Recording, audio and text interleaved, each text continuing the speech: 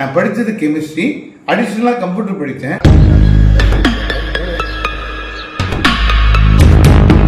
தமிழ்நாட்டினுடைய முதல் கணினி ஆசிரியர்.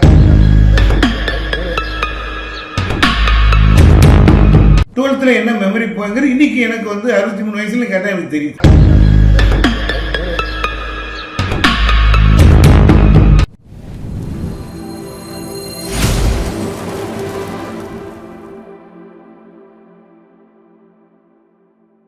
அன்புள்ள சி மீடியா தமிழ் பார்வையாளர்களுக்கு வணக்கம். இன்றைக்கு மிக முக்கியமான ஒரு துறை பற்றி நாம் பார்க்க போகிறோம்.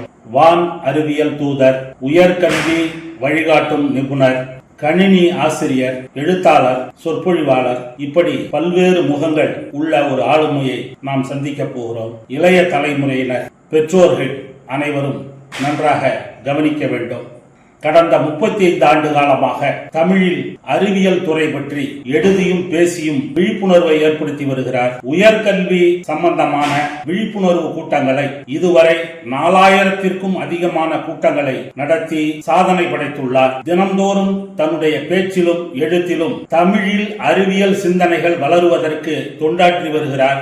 இன்றைக்கு ஏதோ ஒரு காலத்தில் சிறுகதை எழுதினோம், கவிதை எழுதினோம், நாவல் எழுதினோம் என்ற காலமெல்லாம் போய் இப்பொழுது அரசியல், சமுதாயம், தன்னம்பிக்கை, வாழ்வியல் என்று புதிய புதிய துறைகள் தமிழில் தோன்றியிருக்கின்றன. அதை போல இன்றைய தினம் மிக முக்கியமான ஒரு துறையாக தாய் தமிழில் அறிவியலை எழுதுவது, பேசுவது என்பது இன்றைக்கு மிக முக்கியமான ஒரு துறையாக இருக்கிறது. ஏனென்றால் உலகத்தோடு நாம் போட்டி போட வேண்டும். அந்த அறிவியல் தமிழுக்கு தொண்டாற்றி வரக்கூடிய கோ எழிலன் அவர்களைத்தான் நாம் இன்றைய தினம் சந்திக்க போகிறோம். ஒரு காலத்தில் BA படிப்போம், MA படித்தார்கள்.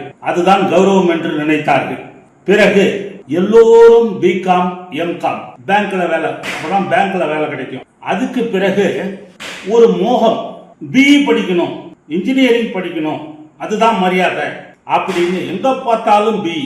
அதற்கு பிறகு கம்ப்யூட்டர் படித்தால்தான் மரியாதை, வேலை வாய்ப்பு கிடைக்கும், உயர்ந்த சம்பளம் கிடைக்கும் என்கிற மோகம் இருந்தது. இப்படியே ஒவ்வொரு காலகட்டத்திலும் ஒவ்வொரு கல்வி குறித்து மக்களுக்கு ஒரு மோகம் இருக்கிறது. எல்லோரும் ஒரே துறையில் பயணித்தால் அதில் ஒரு தேக்க நிலை ஏற்படும். நாட்டினுடைய வளர்ச்சி சமமாக இருக்காது, வேலை வாய்ப்பும் கிடைக்காது. உயர்கல்வியில் எதற்கு வேலை வாய்ப்பு இருக்கிறது, எதை படித்தால் உடனடியாக வேலை கிடைக்கும் என்கின்ற தெளிவும் புரிதலும் பல பேருக்கு இல்லாமல் இருக்கிறது. ஆகவே உயர்கல்வி குறித்த விழிப்புணர்வு ஏற்படுத்துவது காலத்தின் கட்டாயம். அந்த மாபெரும் பணியைத்தான் ஐயா அவர்கள் செய்து கொண்டிருக்கிறார்கள். அவரைத்தான் நாம் சந்திக்க போகிறோம். வான் அறிவியல் துறையில் வேலை வாய்ப்பு, உயர்கல்வியில் வேலை வாய்ப்பு பற்றி சொல்லுங்கள். சி மீடியா நேயர்களுக்கும் என்னுடைய நிர்வாகிகளுக்கும் இன்று என்னை நேர்காணல் எடுக்கின்ற என்னுடைய அருமை நண்பர் வேல் எழுத்தாளர், செந்துறை தமிழ்ச்சங்க செயலர் திரு குமாரவேல் அவர்களுக்கும் எனது நன்றி. திரு குமாரவேல் அவர்கள் கூறியது போல படிப்பு என்பது 2 வகையில் இருக்கணும். ஒன்று காலங்களுக்கு ஏற்ப மாறினாலும் ஒன்று நம்ம தெரிஞ்சுக்கணும். நாங்களாம் 1980 1980s அப்படின்னு சொன்னால் எங்களுக்கெல்லாம் பேர் பூமர் அப்படின்னு பிள்ளைங்க கிட்ஸ் வச்சுருக்காங்க. 1990க்கு பிறகு பிறந்தவர்களுக்கு ஜென் ஆல்ஃபா அப்படின்னு பேர். இப்போ 2000க்கு பிறகு பிறந்தவங்களுக்கு ஜென் Z அப்படின்னு சொல்கிறாங்க. என்ன இதில் முக்கியமான விஷயம் அப்படின்னு கேட்டால், படிப்பில் 2 இருக்குது. ஜென்ரலாக அவர் சார் சொன்ன மாதிரி ஃபிசிக்ஸ் படித்தோம், இன்ஜினியரிங் படித்தோம், அது மாதிரி பொதுக்கல்வி படிப்பதற்கு இது பொற்காலம். It's a golden எரா for education. 1980 நாங்கள்லாம் படிக்கும் பொழுது எந்தவித இலவச புத்தகங்களும் கிடையாது, விலையில்லா பொருட்களும் எதுவும் கிடையாது. தவறில்லை, அரசாங்கம் கொடுக்குற தவறுன்னு சொல்ல, படிப்பதற்கு ஒரு பொற்காலம். ஆனால் வேலைக்கு இது பொற்காலமா என்றால் அது ஒரு கொஸ்டின் மார்க்காக. இனி வேலை யார் கிடைக்கும்? அதுவே சொன்னார், நிருபர் சொன்னாங்க. என்ன கேட்டாங்கன்னா, ஒரு காலத்தில் BA இருந்தது, BCom இருந்தது, கம்ப்யூட்டர் இருந்தது, இன்ஜினியரிங் இருந்தது. ஒரு காலத்தில் சீட்டு முன்னாடி கிடைக்காது. 1980 தமிழ்நாட்டில் 10 இன்ஜினியரிங் காலேஜ் படிக்கும்னு நினைத்தா கூட எல்லாருக்கும் அந்த வாய்ப்பு இல்லை. இப்போ ஒரு பக்கம் மகிழ்ச்சியாக இருக்குது, உயர்கல்வியில் எல்லாருக்கும் யார் எந்த மார்க்கை எடுத்தாலும் சீட்டுங்கிறது உறுதி, படிப்பதற்கு சீட்டு கிடைக்குது. ஆனால் அந்த கல்வி குவாலிட்டியாக இருக்கா, அந்த கல்வி ஒரு சிறந்த முறையில் இருக்கா, அந்த கல்வி முடித்தவுடன் வேலையில் இருக்கா அப்படின்னா ஒரு கேள்விக்குறியா இருக்கு. அப்போ இனி வருங்காலம் யாருக்குன்னா, it is not for general, it is for specialist.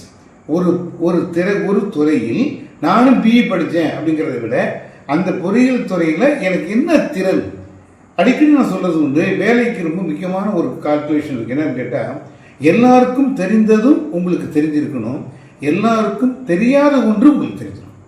இப்போ எனக்கு எளிமையாக எடுத்துக்கிட்டோம்னா, நான் 1983 திருச்சி புனித வரலாறு கல்லூரியில் பிஎஸ்சி கெமிஸ்ட்ரி படித்தேன். அப்போ கம்ப்யூட்டர் சயின்ஸுன்னு வரல. அப்போ கெமிஸ்ட்ரிங்கிறது நல்ல படிப்பு தான், எல்லாருக்கும் தெரியும். ஆனால் அப்பொழுது அந்த கல்லூரியில் அடிஷ்னல் கோர்ஸ், அந்த காலத்தில் பிஎஸ்சி கம்ப்யூட்டர் கிடையாது, 37 வருஷத்துக்கு முன்னாடி.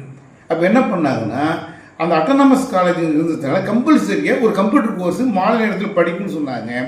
எது அடிஷ்னலோ என் வாழ்க்கைக்கு மெயின் ஆயிடுச்சு. நான் படித்தது கெமிஸ்ட்ரி, அடிஷ்னலாக கம்ப்யூட்டர் படித்தேன். இந்த அடிஷ்னலாக கம்ப்யூட்டர் படிக்க போய் தான் எனக்கு தெரியாத தூத்துக்குடிங்கிற ஊரில் நான் ஒரு முதுநிலை கணினி ஆசிரியராக ஆவதற்கு அது எனக்கு உதவிச்சு. இன்னொரு விஷயம் எனக்கு கிடைத்தது. என்ன கிடைச்சுன்னா, தமிழ்நாட்டினுடைய முதல் கணினி ஆசிரியர், மேல்நிலைப்பள்ளியினுடைய முதல் கணிப்பொறி ஆசிரியர் என்கிற பெருமையும் கிடைச்சது. இப்போ விஷயம் என்னன்னு கேட்டால், இன்னைக்கு கம்ப்யூட்டர் சயின்ஸ் குறை சொல்ல வரல, இன்னைக்கு லட்சக்கணக்கான பேர் கம்ப்யூட்டர் சயின்ஸ் படிச்சிருக்காங்க.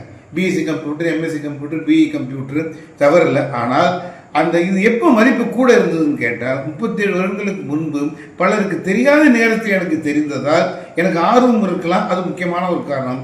எல்லாத்தையும் விட என்னை எது கொண்டு போயிருக்குன்னு பார்த்தால், அந்த டெக்னாலஜி, அந்த எது அன்னைக்கும் 37 கம்ப்யூட்டருங்கிறது ஒரு புது டெக்னாலஜி எனக்கு கொண்டு போயிருக்கு. அதே போல் நான் ஓய்வு பெறும் காலத்திலும் ஓய்வு பெற்ற பிறகும் இப்போ இந்த வான அறிவியல் அப்படிங்கிறது இன்று உலகம் முழுக்க இஸ்ரோ உடைய ராக்கெட் லான்ச்சாக இருக்கட்டும், அப்போ இது உலகம் முழுக்க பல தனியார் நிறுவனங்களும் இந்த வான அறிவியல் என்ன சொல்கிறாங்கன்னா, அறிவியலின் தாய் அப்படிங்கிறாங்க, அஸ்ட்ரானமி. அப்போ இதே போல் இப்போ இன்னைக்கு ரொம்ப தேவைப்படுது. இந்த வான அறிவியலுடைய கருத்துக்கள் இது எல்லாமே தேவைப்படுது. அதனால் படிப்பு என்பது 2 விதமாக பார்க்கணும். ஒன்று, புரிந்து படிக்கணும். அவர் நிருபர் கேட்ட நல்ல விஷயம்தான், பிஏ படிக்க நல்ல விஷயம். எம்ஏ ஆனால் என்ன ஒரு வருத்தமான விஷயமா இருக்குன்னா, யாரையும் குறை சொல்லல. ஒரு கிளாஸில் 40 பேர் இருக்காங்கன்னா உண்மை என்னன்னு கேட்டால், ஒரு 20% தான் உண்மையிலுமே என்ன நோக்கத்துக்காக படிக்க வந்திருக்கோமோ அந்த படிப்பு வந்திருக்காங்க. ஒரு காலத்தில் ஒரு 10வது படிக்க, இன்றைக்கும் எங்களுக்கு என்ன தெரியுது, 1980 படித்தது என்ன, ஒரு அரசு பள்ளியில் படித்த பெரும்பெறும். ஆனால் இன்றைக்குமே அன்றைக்கி 10th எனக்கு என்ன மெமரி போயும், 12th என்ன மெமரி போயுங்கிறது இன்றைக்கி எனக்கு 63 வயசுல கேட்டால் எனக்கு தெரியுது. ஆனால் பல பள்ளிகளில் போய் நாங்கள் படிக்கும்போது ஆர்டினரி கரும்பலகை மட்டும்தான், மரத்துக்கு அடியில் உட்காந்து படிச்சிருக்கோம். கூரை பிள்ளைங்களும் படித்தது வருத்தம், எனக்கு வருத்தம் இல்லை. ஆனால் படித்தோம், எங்களுக்கு எதுவுமே மறக்கலை. ஆசிரியரும் நடத்தினாங்க, நாங்களும் கேட்டோம், கேட்கின்ற பொறுமை இருந்தது. ஆனால் இன்னைக்கு ஈவன் வில்லேஜில் கூட ஸ்மார்ட் கிளாஸ் ரூம், எல்லா ஸ்கூல்லையும் கம்ப்யூட்டர் இருக்குது. ஆனால் படிக்கிறாங்களா? இப்போ அதை படித்து அந்த வருடத்திலே அவங்களுக்கு நினைவு இருக்காங்கிறது சந்தேகமாக இருக்குது. 30 வருடம் 40 வருடம். அப்போ என்ன அப்படின்னா, ஏதோ ஒரு காரணம். என்ன காரணம்னா, நாங்கள் படிக்கும்போது ஆசிரியர் கூறுவதை நன்றாக கவனித்தோம். இன்று பல ஆசிரியர்கள் வந்து விட்டார்கள் அங்கு. அதனால் என்ன நடக்குதுன்னா, பள்ளிக்கூடத்தில் ஒரு ஆசிரியர், வீட்டில் நிறைய மொபைல், டிவி அப்படிங்கிற டிஸ்ட்ராக்ஷன் நிறையா வந்ததுனால அந்த படிப்பின் மீது ஆர்வம் செலுத்தப்படவில்லை. நாம் குறிப்பாக ஒரு விஷயம் மட்டும் இப்போள்ள மாணவர்களுக்கு, அது பள்ளி மாணவரோ அல்ல கல்லூரி மாணவரோ அது போட்டித் தேர்வு எழுதும் மாணவர்களுக்கு முக்கியமான விஷயம், கல்வியில் ஜெயிப்பதற்கு 4 மந்திரங்கள் இருக்கு. 1, கேட்கணும், கேட்கின்ற பொறுமை வேண்டும். 2வது படிக்கணும், கேட்கணும், படிக்கணும், அதுக்கு பிறகு எழுதணும், தென் சொல்லணும். கேட்கணும், படிக்கணும், எழுதணும், சொல்லணும். இப்போ மிக முக்கியம் என்ன அப்படின்னா, இன்னைக்கு இந்த உயர்கல்வி எப்படி இருக்குன்னா, நம்ம நான் முதல்வன், நம்ம கட்சி சார்பதும் பார்க்கலாம், நல்ல திட்டங்களை நம்ம கண்டிப்பாக ஒத்துக்கணும். இப்போ நான் முதல்வன்கிற திட்டம் இப்போ +2 மாணவர்களுக்கு இருக்குது.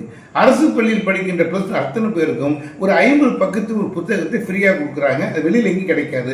உண்மையிலுமே அந்த புத்தகத்தை ஒரு மாணவனும் ஆசிரியரும் அதை படித்து பார்த்து சொன்னால், நீட்டில் ஆரம்பித்து ஒரு 50 விதமான கோர்ஸ், ஈவன் இஸ்ரோ சயின்டிஸ்ட் ஆகிறதுக்கு வரை எல்லா கோர்ஸுக்கும் உள்ள வெப்சைட்டில் ஆரம்பித்து, உண்மை நான் முதல்வன்னா என்ன துறையை நான் தேர்ந்தெடுக்க விரும்புகின்றனோ அதில் நம்பர் 1 ஆகும். அதான் நான் முதல்வன். அதே போல கல்லூரியிலும் என்ன பண்ணியிருக்காங்க, எல்லா அரசு கல்லூரிகளிலும் ஒவ்வொரு செமஸ்டரிலும் கம்பல்சரியா ஒரு ஸ்கில், ஒரு திறனை கண்டிப்பாக நீ கற்றுக்கணும் அப்படின்னு சொல்லி 400 திட்டத்தில் கொண்டு வந்திருக்காங்க. பல பொறியியல், தம்பி சொன்னாங்க 500 பொறியியல் கல்லூரிகள் இருக்கு. ஆனால் அவ்வளோ பேருக்கு வேலை இருக்கான்னு தெரியல. ஆனால் இப்போ சில கவர்மெண்ட் காலேஜ் என்ன பண்ணியிருக்காங்கன்னா, 400 திட்டத்தில் கவர்மெண்ட் எடுத்ததுனால அவர்களுக்கு தேவையான திறனை எந்தவித பைசா எதுவும் செலவு இல்லாமல் அவங்க இருக்கிறாங்க. ஆகையினால் இது படிப்பதற்கு ஒரு பொற்காலம். உயர்கல்வி என்பது ஒரு முக்கியம். முடிக்கும் போது ஒன்றே ஒன்று சொல்ல விரும்புகிறேன். நீங்கள் படிக்கின்ற கல்லூரி அது உங்கள் ஊரில் இருக்கணும் அப்படிங்கிறது மட்டும் நினைக்க வேணாம். இந்தியாவிலேயே சிறந்த கல்லூரி எங்கே இருக்குதோ அங்கு சேருவதற்கு ஆணாக இருந்தாலும் பெண்ணாக இருந்தாலும் பெற்றோர்கள் நீங்கள் அனுமதியுங்கள். நீட் ஜேஇ போல 38 கோர்ஸ் ஆல் இந்தியா லெவலில் இருக்குது. நம்ம திருவாரூரில் சென்ட்ரல் யூனிவர்சிட்டி சொல்கிறது போல நான் கேட்க வேண்டியது ஒன்றே ஒன்று தான். ஒரு காலத்தில் ஏதோ ஒரு கல்லூரி படித்தோம், ஏதோ ஒரு வேலைக்கு சென்றோம் என்பதெல்லாம் இனி நடக்காது.